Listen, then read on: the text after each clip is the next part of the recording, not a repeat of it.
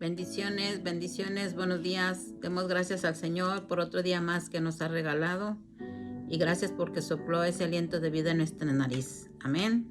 Bueno, hoy seguimos aprendiendo sobre el Talmid, que es el aprendiz, que es el estudiante, el discípulo. Entonces hoy vamos a aprender el discípulo y su trabajo. Ya hemos visto en los temas anteriores la importancia de poner a Dios primero, de estar bien con nuestra pareja y con nuestros hijos. En este tema veremos la importancia de estar bien con nuestro trabajo, ya que esto también le importa mucho a Dios y como sus discípulos, sus aprendices, sus estudiantes de Él, debemos tener un orden en nuestras vidas. Jesús encontró trabajando a Pedro, Andrés y a Mateo. Mateo, acuérdense que era un recaudador de impuestos. Dios quiere a gente trabajadora en lo secular para poder confiarle su reino en el trabajo, para que en lo secular podamos compartir la palabra. Recordemos que Dios lo sabe y lo observa todo. No queda nada oculto ante Él. Entonces, Él conoce cada empleado, Él conoce cada trabajador, Él conoce cada jefe. Entonces también debemos de compartirles al necesitado, al que tiene hambre y sed de la palabra. ¿Qué dice Dios del discípulo en el trabajo secular? Dios lo estableció. Esto lo podemos ver en el Génesis 3:19. Dice: con el sudor de tu rostro comerás el pan hasta que vuelvas a la tierra, porque de ella fuiste tomado, pues polvo eres y al polvo volverás. Entonces, por causa del pecado de Adán y Eva, entonces Dios endureció la tierra. Ya no iba a dar el fruto o el pan tan fácilmente. Entonces por eso dice que con el sudor de tu rostro comerás. Y es lo que hace todo el mundo, con el sudor de su frente come día con día. Y dice, ¿hasta cuándo? Hasta que vuelvas a la tierra. Aquí ya se ha establecido que hasta ciertos años debe de trabajar la persona. Cambió las leyes, pero Dios aquí dice hasta que vuelvas a la tierra vas a seguir trabajando duramente para poder comer tu pan. La importancia de la obediencia y de la sinceridad de corazón. En Efesios 6:5 dice: siervos, obedezcan a sus amos en la tierra, con temor y temblor, con la sinceridad de su corazón como a Cristo. Es decir, Dios te está hablando y te está recomendando en Efesios que debes de portarte bien, porque te ven tu testimonio, porque dice que los sirvas con temor y temblor y con sinceridad de corazón, que los obedezcamos. Para el hombre nacido de nuevo debe dejar el pecado. En el trabajo dice Efesios 4:28, el que roba, no robe más, sino más bien que trabaje haciendo con sus manos lo que es bueno, a fin de que tenga que compartir con el que tiene necesidad. O sea, trabajar no solo es para ti, sino también ayudar al necesitado. Primero ayudas a los de tu casa y después a los de afuera debes de ayudarlo. Entonces dice que el que robe, o sea, si tú te dedicabas a robar en tu trabajo, hay muchas maneras de robar, hay como lo que les llaman robos hormigas, ¿no? Entonces dice que ya no robes, que te corrijas, que hagas lo bueno. ¿Para qué? Para dar testimonio que de verdad mora el Señor en nuestras vidas. Como podemos ver en Efesios 6:5, primero habla de obediencia y después sinceridad, o sea, con sencillez de corazón. Dios se agrada de que en su creación se manifiesten estas dos cosas, que son características de nuestro Señor Jesucristo: la obediencia y la sencillez de corazón. Entonces, ¿qué es lo que nos pide el Señor? Que seamos sencillos de corazón. ¿Cómo debemos servir a nuestros patrones si son inconversos? O sea, si no conocen a Dios, si no tienen a Dios en su corazón. También hay mandamientos al discípulo. Dice, en Efesios 6, del 7 a 8 dice, sirvan de buena voluntad, como al Señor y no a los hombres, sabiendo que cualquier cosa buena que cada uno haga, esto recibirá del Señor, sea siervo o sea libre, o sea que Dios te va a recompensar. El Señor te ayudará también en cualquier situación que te encuentres con un jefe inconverso, porque sabemos que los jefes inconversos a veces maltratan a los que son creyentes, a los cristianos, pero dice que tienes que servirle de buena voluntad, que lo hagas como para el Señor, que no veas al hombre secular, sino que veas que tú estás trabajando para el Señor y no para los hombres. Aquí la recomendación es servir de buena voluntad, como si lo hiciéramos al mismo Señor Yeshua. Hagamos esta pregunta. ¿Cómo serviríamos a Yeshua? Pienso que con alegría, gozo, lo mejor posible y responsablemente. Así el Señor quiere que sirvamos en nuestro trabajo a nuestros patrones y del Señor recibiremos una gratificación. O sea, no se va a quedar el Señor así. Todo lo bueno que hagas va a ser recompensado. Debemos servir a nuestros patrones también en Colosenses 3, 22, del 22 al 25, dice, siervos, obedezcan en todo a sus amos en la tierra. O sea, ven que son a los amos que servimos aquí en la tierra. ¿Para qué? ¿Para qué debemos de servirle a nuestros amos, que lo obedezcamos? Pues para que esto no te lleve a pecar en contra de Dios por desobedecer. Dice que todo a sus amos en la tierra, no para ser vistos como los que quieren agradar a los hombres. O sea, no es porque te vean los hombres, es porque te está viendo Dios tu comportamiento. Sino que dice que no como quien agrada a los hombres, sino con sinceridad de corazón, temiendo al Señor. O sea, aquí ya no temas al hombre, teme al Señor. Todo lo que hagan, háganlo de corazón, es decir, no de dientes para afuera, como para el Señor y no para los hombres. Te vuelve a decir al Señor, todo lo que hagan, háganlo de corazón, como para el Señor y no para los hombres. Si tú bajas la mirada viendo a los hombres, pues tú vas a ser respondón, vas a ser desobediente, vas a criticar, vas a decir, no, ese patrón que tengo. Por eso dice el Señor que lo estemos viendo a Él, sabiendo que el Señor recibirá la recompensa de la herencia, o sea, recibirás tarde o que temprano tu salvación. Entonces dice, es a Cristo el Señor a quien sirven. Porque el que procede con injusticia sufrirá las consecuencias del mal que ha cometido. O sea que el que procede sin ley, sin los mandamientos, va a sufrir consecuencias.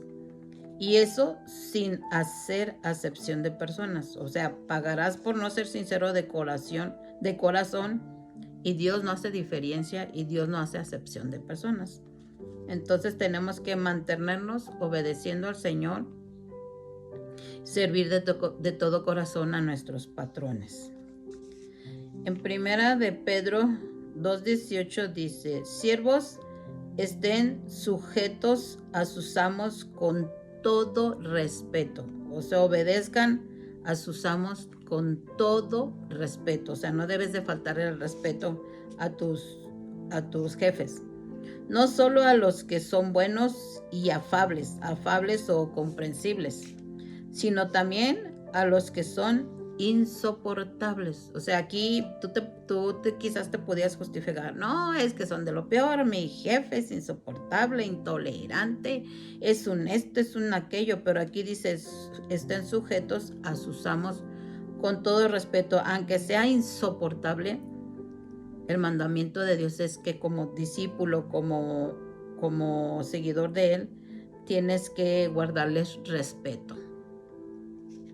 Si tu jefe te falta el respeto, bueno, tú con palabras sabias tienes que hacerle entender que tú no le has faltado al respeto y que pues también él tiene que entender que no te debe de faltar al respeto, pero tienes que ser sabia o sabio para cómo abordar estas situaciones cuando los jefes son agresivos con uno. Dios quiere que seamos trabajadores ejemplares, porque de nuestro testimonio depende que nuestros patrones miren o no al Señor Yeshua en nuestras vidas. Si somos injustos con ellos, o sea, ¿cómo ser injustos? Llegar tarde, robarles, rezongarles, hacerlos enojar, porque mucha gente es experta en hacer enojar a otra gente, etcétera. Entonces recibiremos injusticia tarde que temprano. Entonces empiece desde hoy a servirles como si fuera su Señor Yeshua. O sea, no bajes la mirada al hombre, sigue mirando al Señor para que le sirvas con amor, con compasión, con mansedumbre, con templanza, que esa es la perfecta y agradable voluntad del Señor. ¿Cómo debemos servir a nuestros patrones si estos son creyentes o son cristianos? En 1 de Timoteo nos dicen 6:2 dice, y los que tienen amos que son creyentes, no les falten al respeto, porque son hermanos, sino sírvanles aún mejor, ya que son creyentes y amados los que se benefician de su servicio. Enseña y predica estos principios.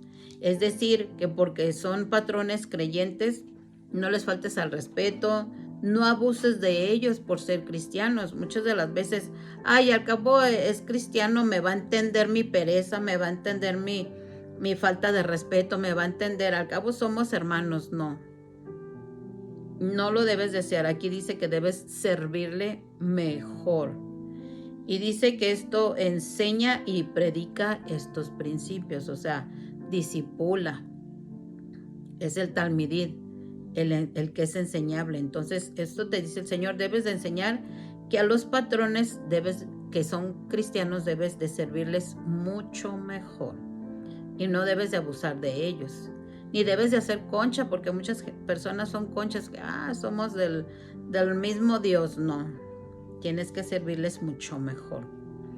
En Tito 2, del 9-10 dice, exhorta a los siervos a que se sujeten a sus amos en todo, que sean complacientes, no contradiciendo, no defraudando, sino mostrando toda buena fe para que adornen la doctrina de Dios nuestro Salvador en todo respecto. O sea, que debemos de sujetarnos a nuestros amos en todo.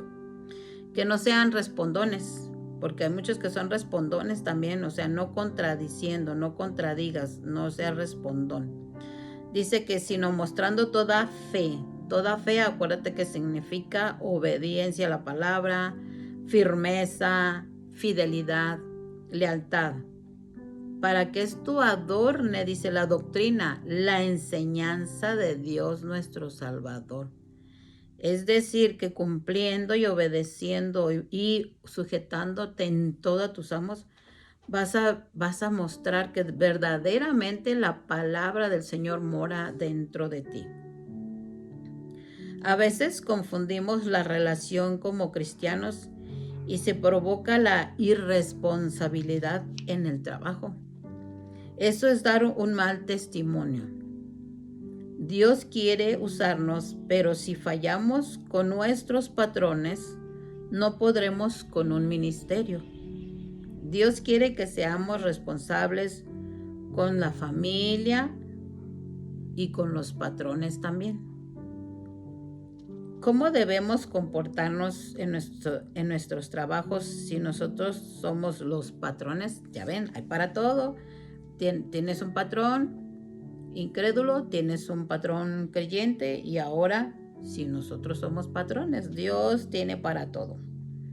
Dice que debemos de comportarnos como patrones, no hacer fraude de salario.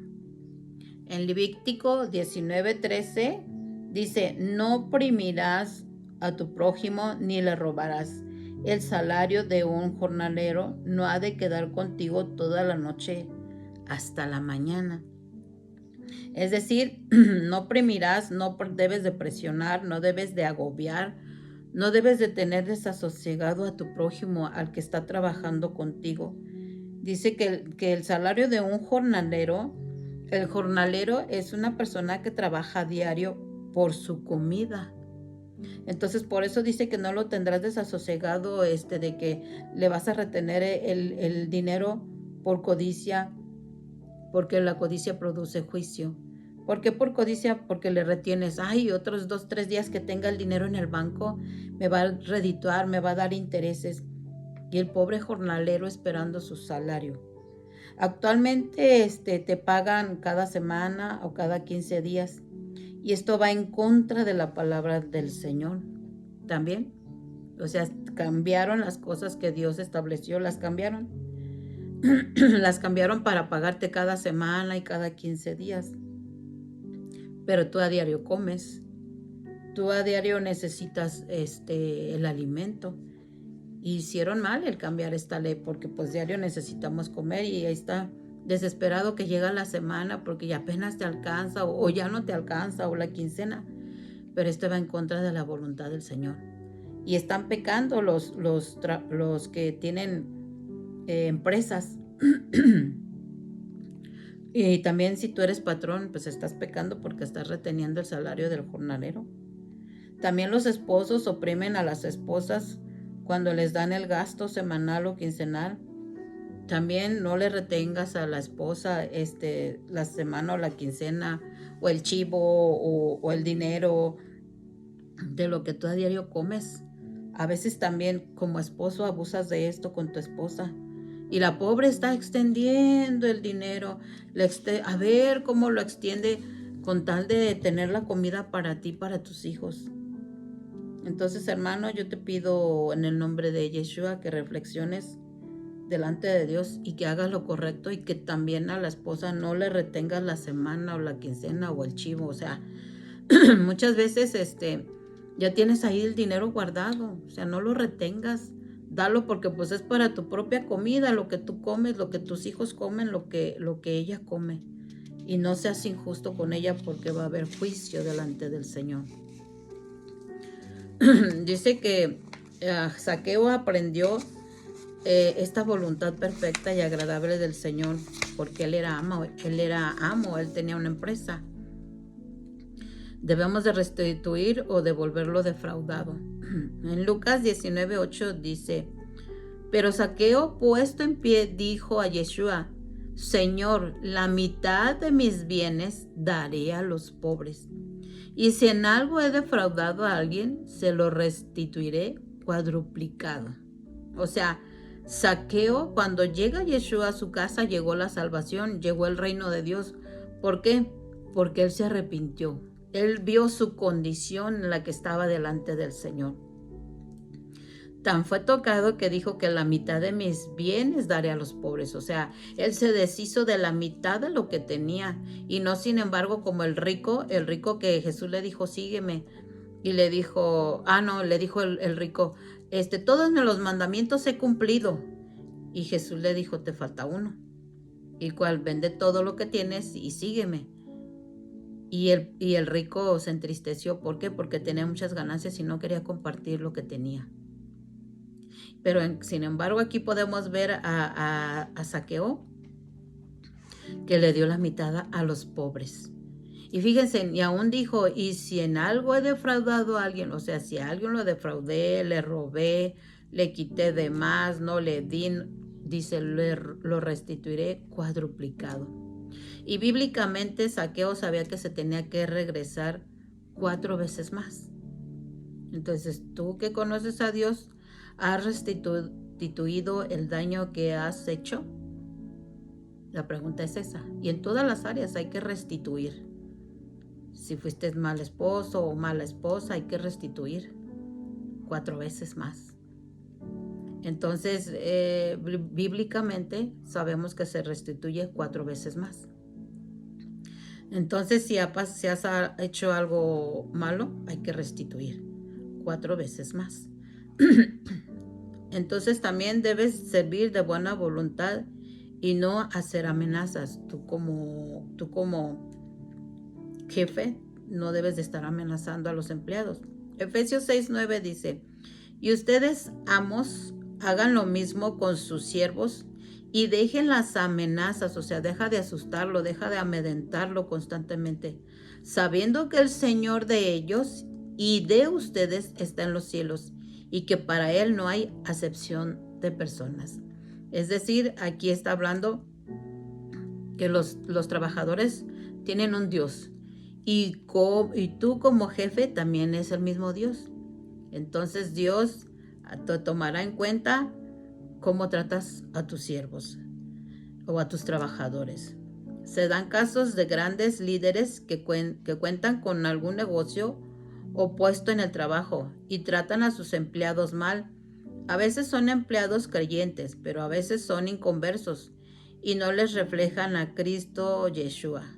Le invito a que si tenemos al Señor Yeshua en nuestro corazón, lo reflejemos no tan solo en la iglesia o en el hogar, sino también en nuestros trabajos. Esto está hablando de los amos, esto está hablando de los empresarios que son creyentes.